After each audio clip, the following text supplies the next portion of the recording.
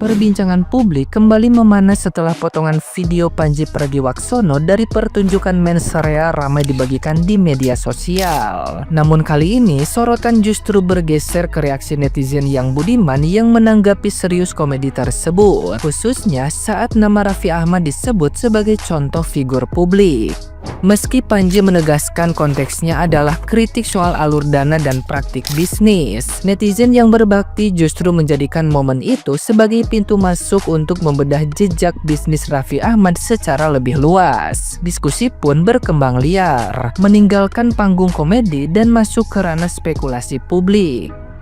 Salah satu komentar yang menyita perhatian datang dari netizen yang budiman dengan akun @projectdmorg yang menyoroti daftar puluhan perusahaan yang dikaitkan dengan Raffi Ahmad dalam rentang waktu relatif singkat.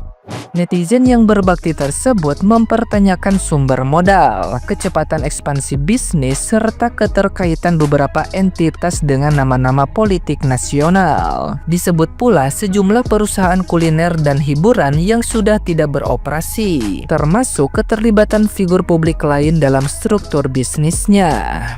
Meski disampaikan sebagai opini dan dugaan, komentar itu memicu diskusi lanjutan soal transparansi, jejaring kekuasaan, dan kekayaan figur publik. Dari satu materi komedi, wacana pun melebar menjadi perdebatan serius yang dipenuhi asumsi, kecurigaan, dan emosi. 2 tahun lalu kami membuat list 35 perusahaan yang dimiliki Raffi Ahmad. Bayangin, hanya dalam 5 tahun, Raffi Ahmad bisa mendirikan lebih dari 35 perusahaan. Itu kira-kira uangnya dari mana ya? FYI aja sih, FYI aja. Perusahaan-perusahaan ini banyak loh yang berafiliasi dengan tokoh-tokoh ternama di politik Indonesia. Misalnya, Gibran dan Kaesang melalui PT Harapan Bangsa yang memiliki porsi di pendirian Rans Nusantara Hebat.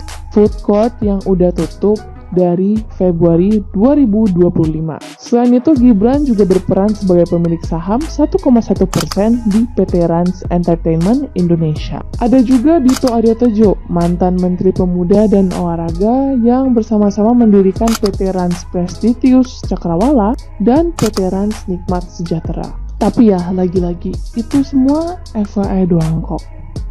Siapa tahu semua ini tuh murni karena kerja keras, networking sehat, dan juga rezeki anak soleh. Oh, sama kira-kira sampai sekarang berapa ya dari 35 perusahaan itu yang masih aktif jalan? Nah, gimana nih menurut netizen yang terhormat? Silahkan berkomentar ya.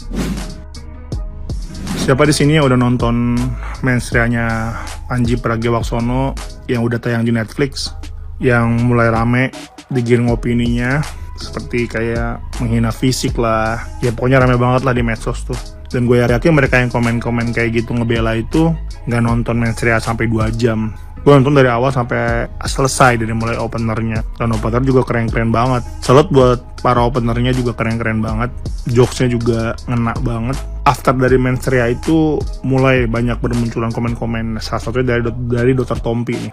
Dr. Tompi itu bilang Pandji itu udah termasuk menghina. Dia bilang Pandji menghina wapres kita Gibran.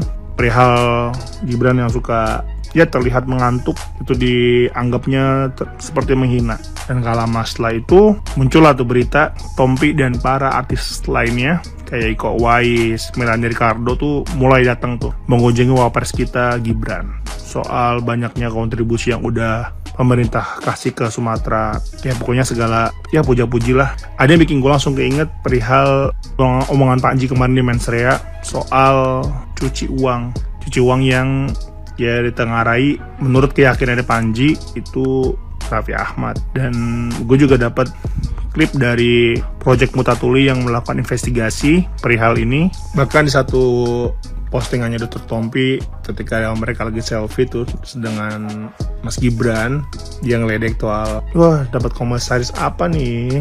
Ya kita udah gak heran lah, ini kan rezim dimana bakal bagi-bagi jabatan nih. Mau dia kompeten atau nggak kompeten, ya pasti bakal dapat jatah lah. Yang penting berkontribusi pas pilpres kemarin.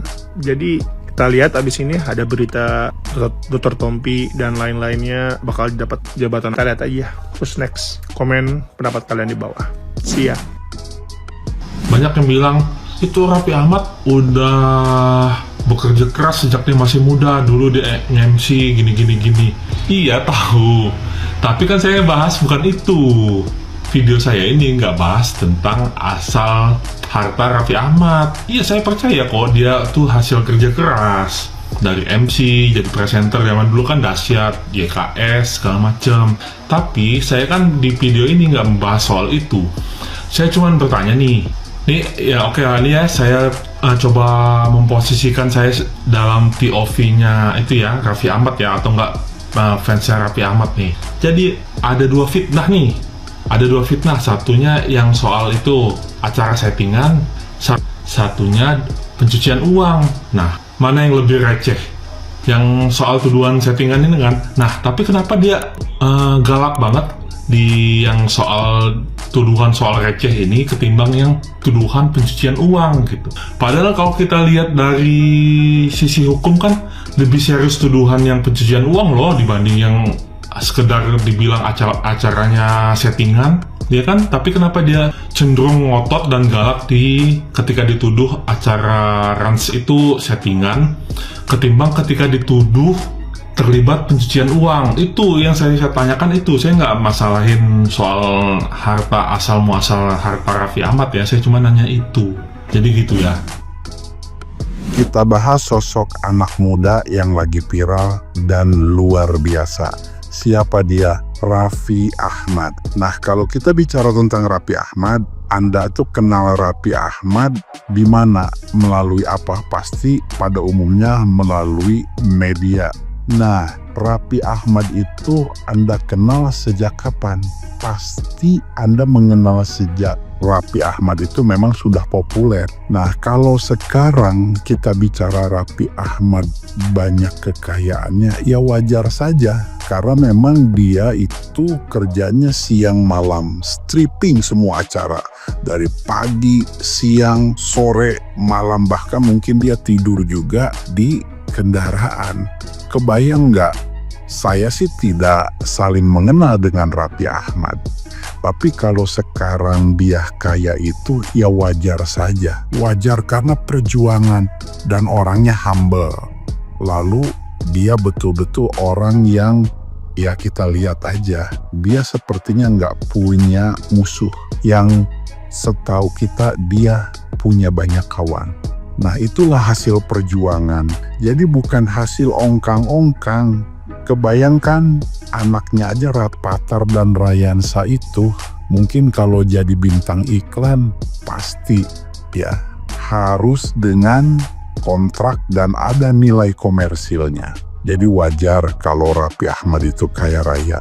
Bukan hasil ongkang-ongkang, bukan hasil ngegibah, tapi hasil kerja, dan kerja. Salam hormat buat Raffi Ahmad. Baser lo, pantesan ternyata fansnya Raffi Ahmad. Gua kalau dibilang fansnya Raffi Ahmad, iya betul, gua fans Raffi Ahmad.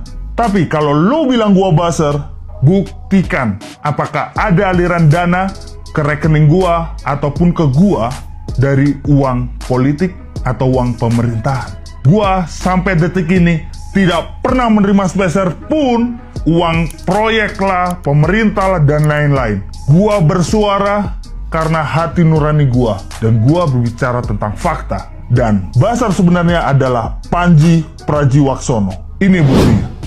Udah tayang di Netflix, terus ada yang menyebarkan potongan-potongannya di sosial media. Apa kalau bukan Basar? Kalau orang tidak sependapat dengan kalian, jangan selalu dikatakan Basar. Udah paham kan lo? Masih mau bilang gua Basar? Dasar orang sakit hati. Anak abah.